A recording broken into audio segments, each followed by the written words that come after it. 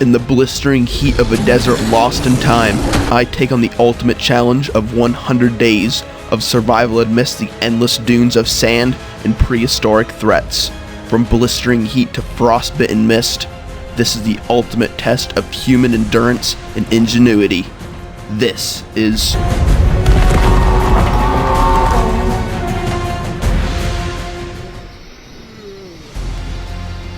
As I slowly wake up from the trance I was put into, I realize that nothing but sand and rocks surround me for miles to come.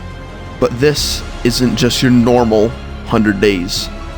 This place is a living hell. You cannot survive without being scorched to death. Not only that, but prehistoric threats such as dinosaurs and ginormous creatures try to kill you. Lucky for me, I found a gentle giant known as the Titanosaur, and to befriend me on this dangerous journey, I adopted a saber-toothed tiger. I'll be very sad if my little panther dies. But this little friend of mine wouldn't last very long. Bro, what did I just say? On the very early morning of day 2, before the sun has even risen, I found a direwolf with its little baby. If I manage to get this little thing on like day 2, this is gonna be crazy. So, the only logical thing to do in this situation is to kill the parent and to imprint on the little baby. Yes. Oh, I can also get the hide from it too. That'll be good. Now that I have adopted the little child direwolf, I now have a new friend. And on day 3, he was all grown up, but for some reason, his face hadn't loaded in completely. And not only that, neither was the map. For some reason, throughout this entire challenge, the map would not load up. I set out to find ruins left behind ancient ancestors. I found something called Explorer Notes. Oh yeah, if I can get a bunch of these, I'm looking for something to do. Oh, what's that over there? Further out in the distance, I found what seemed to be an ancient city. I hear something. Oh, is that the new Phasalosaucus? Yo, that thing looks sick. Hold on, I never actually seen what it looks like up close. Oh, jeez, yeah, I'm not going over there. I'm not going over there. Am I stuck in here now? I could not stay in this building forever, so I made my escape.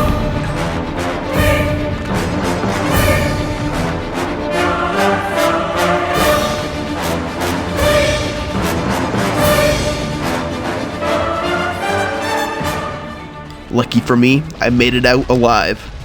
Before long, I found some ginormous beasts known as Morlatops.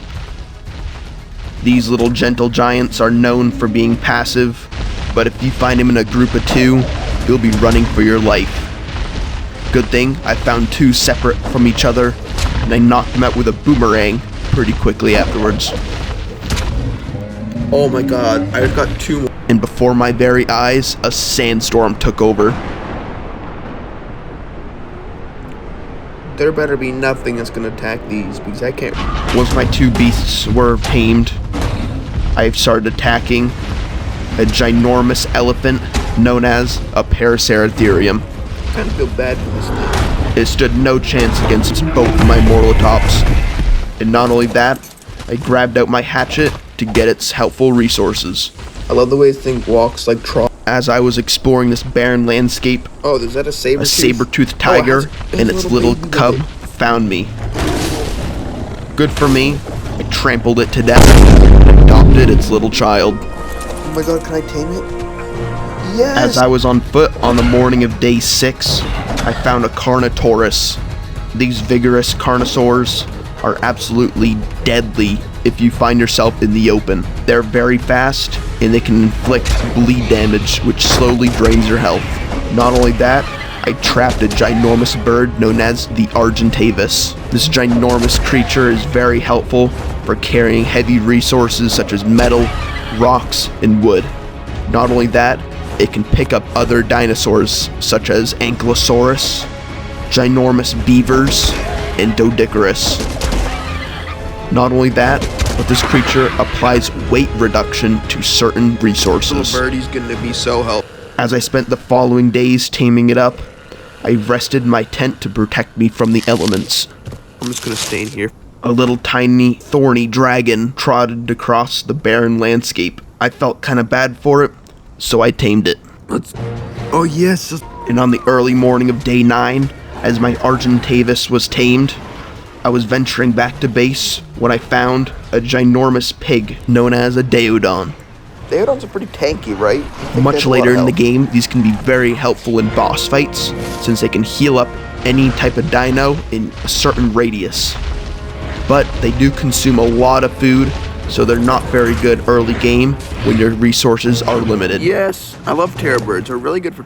I felt kind of bad for it, so I took it as my own. Get like a breeding pair of these, because they can be really good. As I was gaining levels for my little terror bird, a pack of saber-toothed tigers found me. I guess they knew what I did to their friends. Lucky for me and my Morlotops ganged up on them and killed them pretty easily.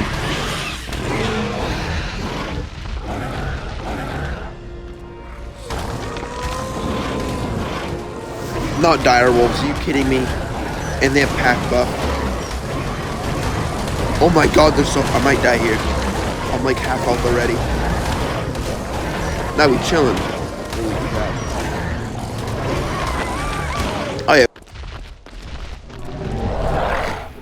Oh, there is a baby right here. I don't want you to kill it. Let's go. I think there's a Daeodon chase. Yeah, there is a Daeodon. I thought I heard. On the starting days of 10 through 20, I started off by getting attacked by a Daeodon, Microraptors, and every single other threat you can imagine. Why is this LeBronzo looking at me so weird? Thank you. He's just staring at me or something. A resource that I need very badly and was quite hard to find was metal. Metal is an extremely useful resource and is incredibly helpful in mid to late game. But for right now, all I needed was a metal, pickaxe, and a hatchet. This would help me get more resources per hit, so it would be more helpful for just getting simple stuff or to build simple stuff. As I was waiting for my metal to smelt, I found this quite beautiful view of the distant landscape. As I got back to base, I crafted an Argentavis saddle, so now I can set out through the skies on my new tame. I wanted a new base location, so I set out to a ginormous obelisk in the sky. This is known as Green Ob. It has water usually next to it, but this also means lots of threats. But the unpredictable weather of Scorched Earth started to set in. It started pouring rain and haze and mist, so it obscured my vision. As I landed close to base, there was metal nodes pretty close by.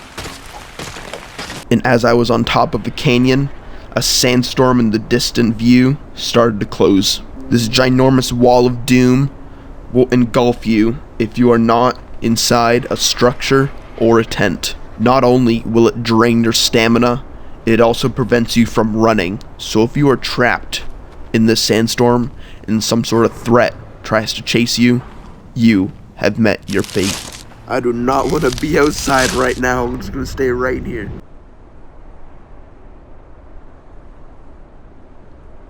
Lucky for me, I had a tent nearby and tamed up an Ankylosaurus. This would be incredibly helpful for gathering metal. And right next to my base off the cliff, a ginormous cat known as the Thylacoleo was trapped. So I took my boomerang, bonked it on its head.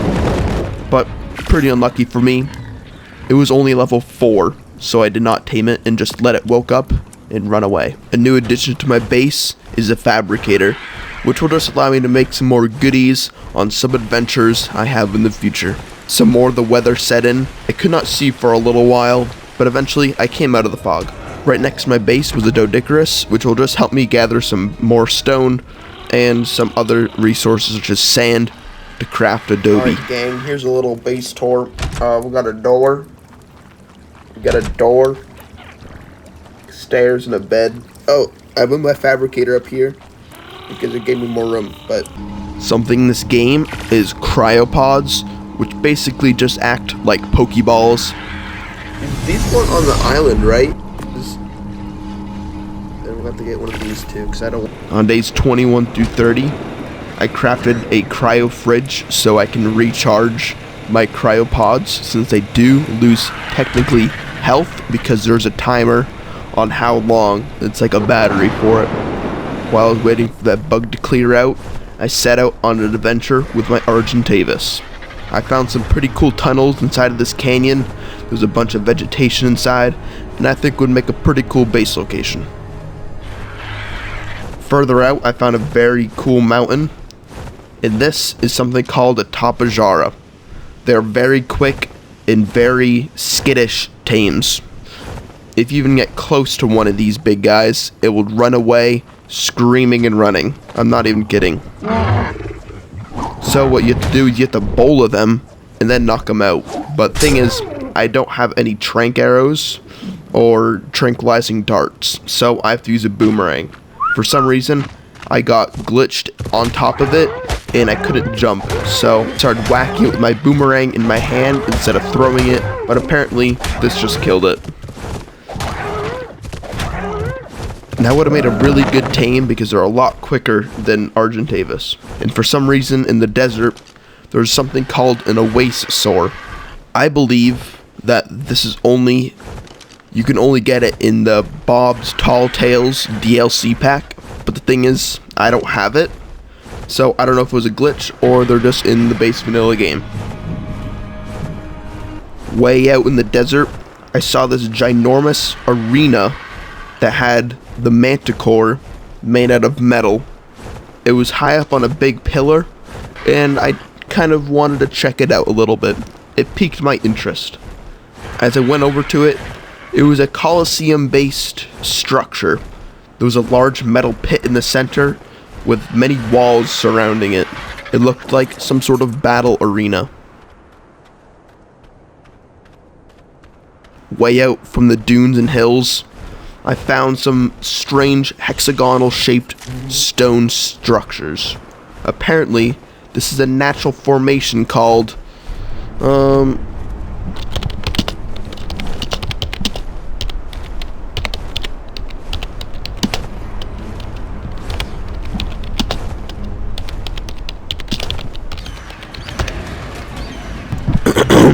apparently, quote-unquote, the basalt pillar landscape, also known as the hexagonal stone landscape, is composed of basic volcanic rock and deposits formed after volcanic eruptions. On days 31 through 40, mainly all I did was hunt down and kill wyverns. And not only that, but I stole their children. Never mind, I stole their eggs. Because this is how you technically tame them. You cannot knock them out to tame them. You can only steal their eggs. This was exceptionally hard because I was on an Argentavis, which are pretty slow flying mounts, and I could not tame the Tapajara, which are exceptionally faster. So I had to kill off all the wyverns, which took days and many hours. That's a decent wyvern egg right there. After a long period of time, I found a decent level fire wyvern egg.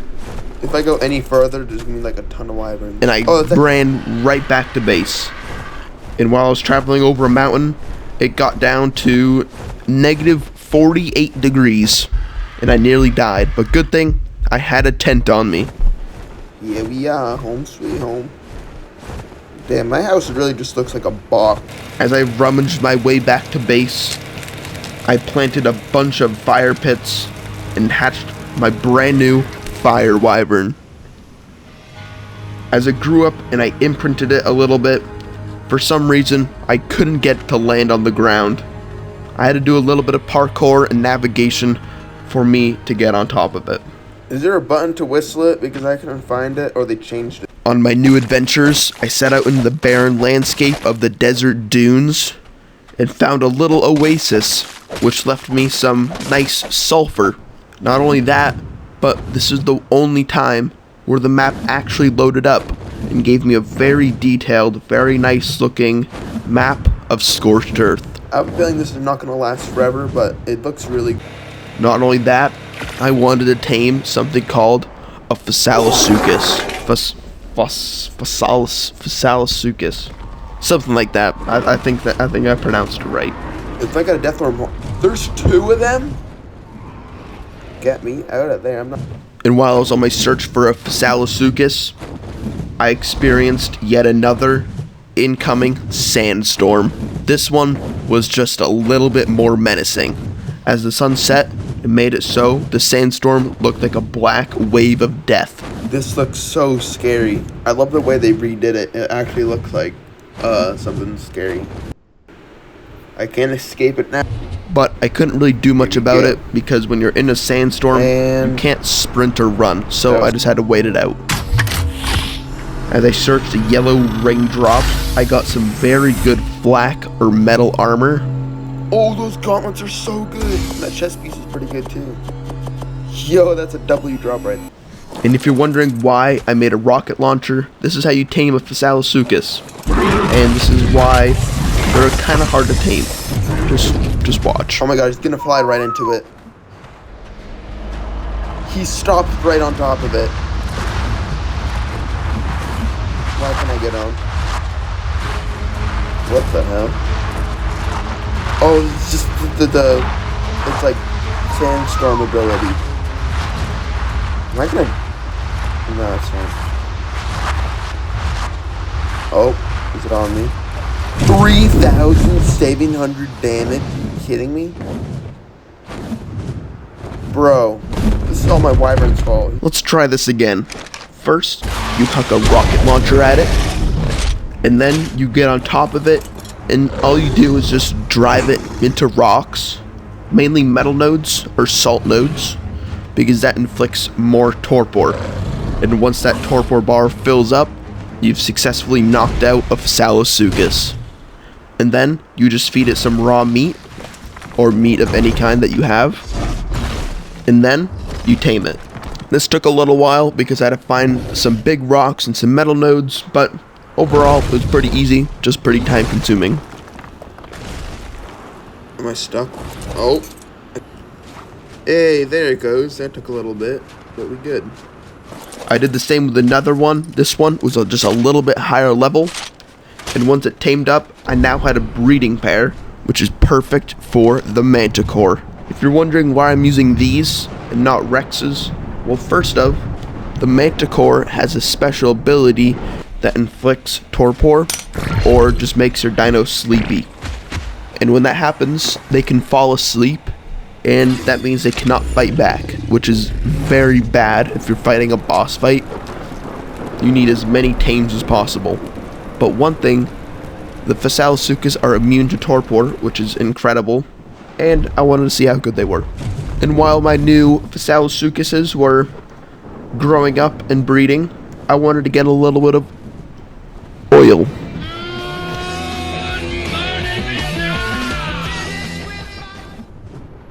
Lucky for me, pretty relatively close to base, I found something called an oil vein. They changed the way the oil veins look, so I think this is it.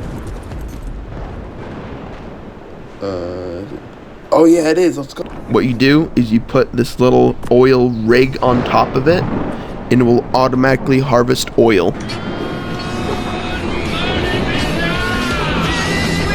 They're pretty cheap, but the thing is, there's not many oil veins on the map, so it's pretty difficult to find them. Lucky for me, it was pretty close to base. For the next few days, I try to find some silica pearls so I can make a full set of desert cloth armor. This will make it so I'm much more resilient against the elements, because as you know, it gets as hot as 166 degrees Fahrenheit and as low as I've seen of negative 48 degrees Fahrenheit. I'm spending way too much time on a gigantic staircase like this, but it'll make it easier for me getting down to Green Knob when I have to bring the dinos down to fight the boss. For the next few days, I set out on getting drops. I mainly just wanted to get some good armor or weapons for the upcoming boss fight. This drop better be better, if not the same, because I got a fabricated Ascension pump shotgun last drop, which was really good. And that I did. I found some really good desert cloth pants. Oh my god. Not only that, I got a mutation, which not only turned my little dinosaur blue, but also gave it a really, really good melee buff. It was around 70% 8% extra melee damage, which is huge. Obviously, since I had so many of them, I needed a lot more food. So, I went out, killed a bunch of snakes because they give really good meat, and I tamed up more of the mutated Phasalosaucuses. Oh, I got 2 of them. They're like a blueberry and a Aquaman. Yeah, they both have the buffs too, so that's good. I found out that this is the fastest way to level them up.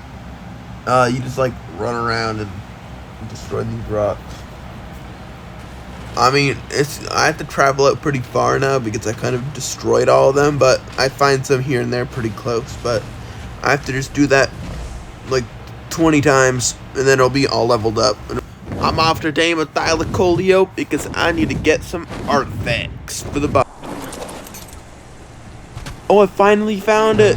Yeah. And after a long few days of work, I just admired the nice sunset. I wish every night could be this nice.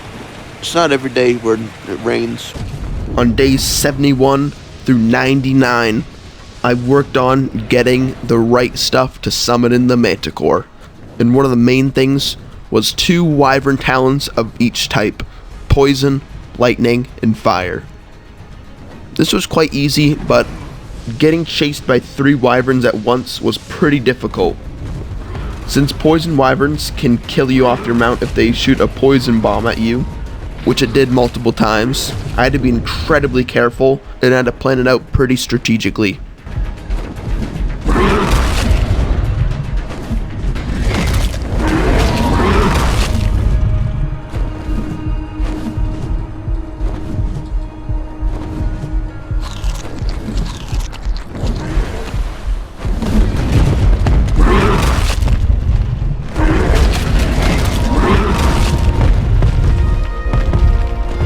After a long day's work of killing dragons, I admired the view over Scorched Earth.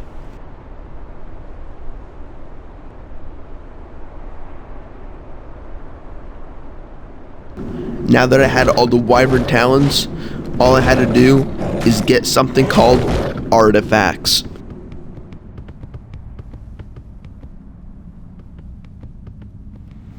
I have a feeling there's gonna be a lot of bugs in this game. Or maybe not. I don't know. This is my first time doing like anything on Scorched Earth. Like even from like Ark Survival Evolved, I didn't really do anything. And then let alone Ascended. I mean, this just came out, so.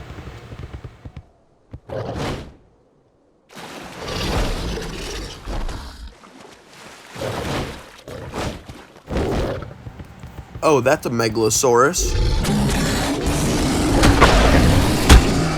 Uh-oh, no. If I didn't kill that, like, right then, it could have dismounted me, like, one-shot me. Like, I'm not even kidding.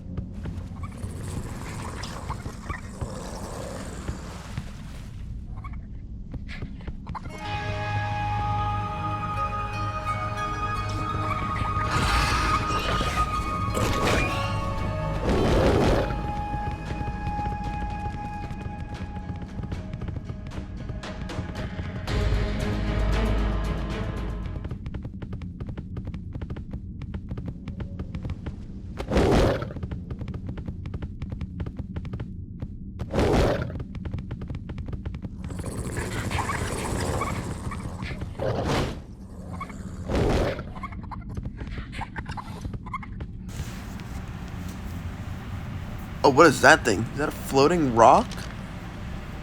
Oh, it's a rock golem. You cannot hide from me, bro. It's not gonna work. And I think, yep, the artifact's right up here. Of course, there's gotta be something guardian.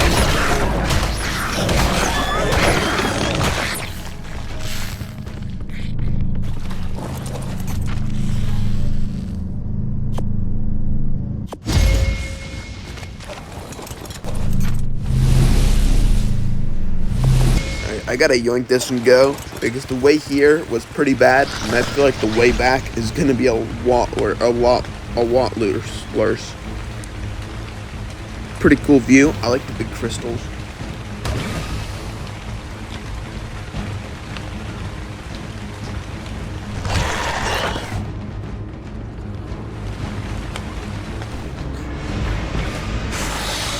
Oh, I do not like that.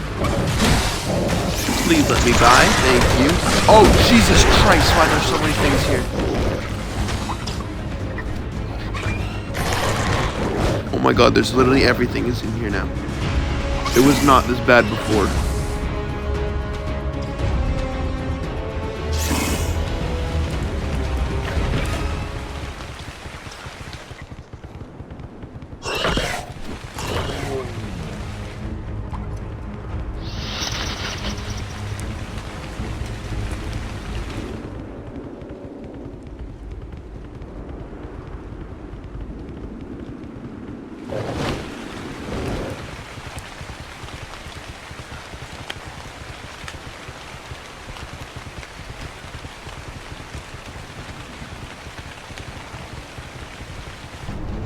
Two artifacts so far were pretty easy since I was on my Thylacoleo, but this last one was pretty difficult.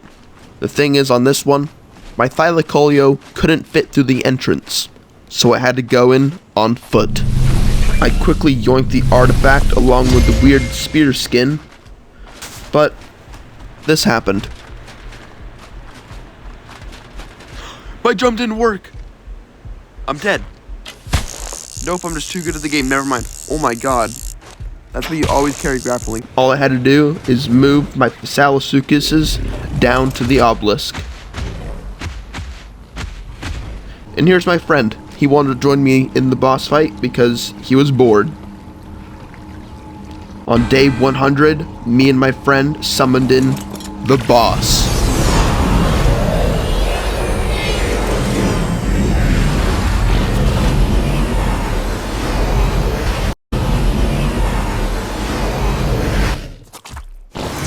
Me and my little bro hopped on a Phasalosaucus and prepared to fight the Manticore.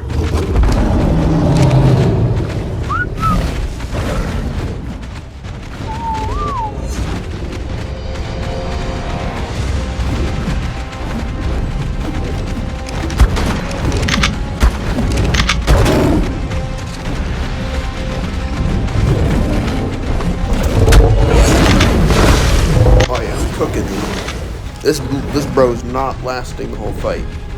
He's dying right here. Maybe if he would land on the ground, that'd be nice.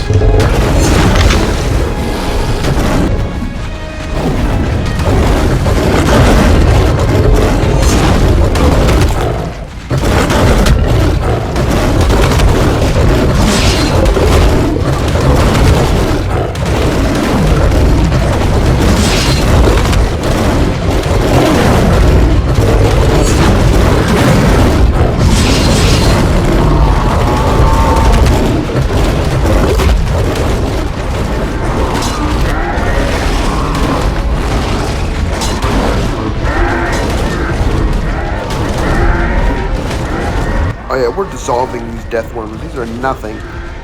800 damage with like the main boost is crazy. But like for the boss, we're only dealing like not even 200. By why it's taking so long.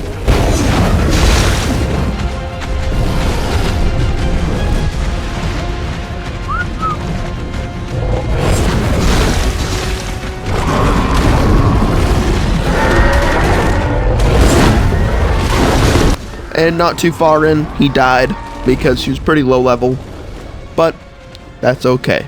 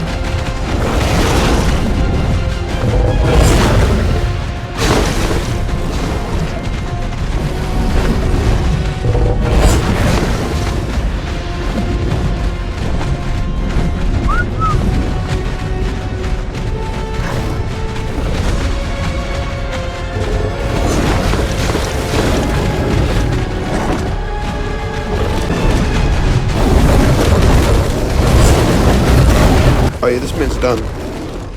This LeBronzo's done for. Oh, I'm on top of it. Okay. Wait, am I like stuck on top? Wait, what if it flies? Nope, I'm done. I'm off already. Okay, that's fine. That would have been funny though.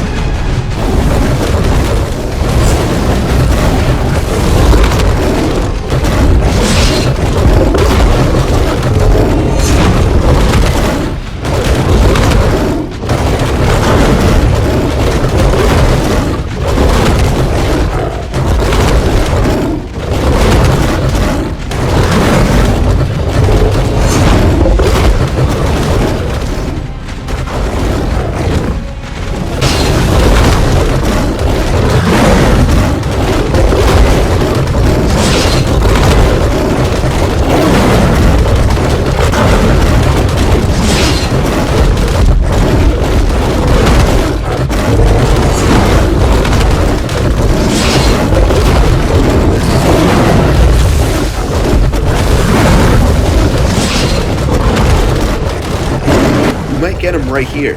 If he doesn't start flying away, we got him. We got the whole gang on him. He's done. Oh, there are rock golems now. Oh my god. Quickly. Quickly. Yes! Finally. Oh my god. That's the manticore right there.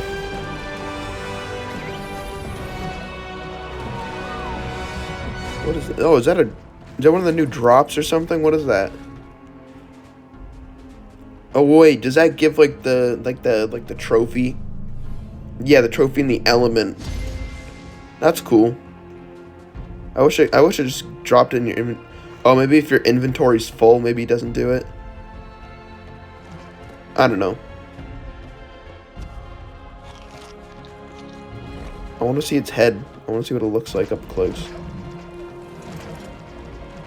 I cannot. And there it is. 100 days on Ark Survival Ascended, Scorched Earth. I hope you guys enjoyed this video. I try to make it a little bit shorter because if I make them longer, it takes about an extra month. So I wanted to keep this one a little bit shorter, and hopefully the next ones will be just as good, if not better. I'm excited to play the center that's coming out in June, so stay hyped for that. Alright, I'll see you guys in the next one. See ya. And make sure to subscribe too. Thank you.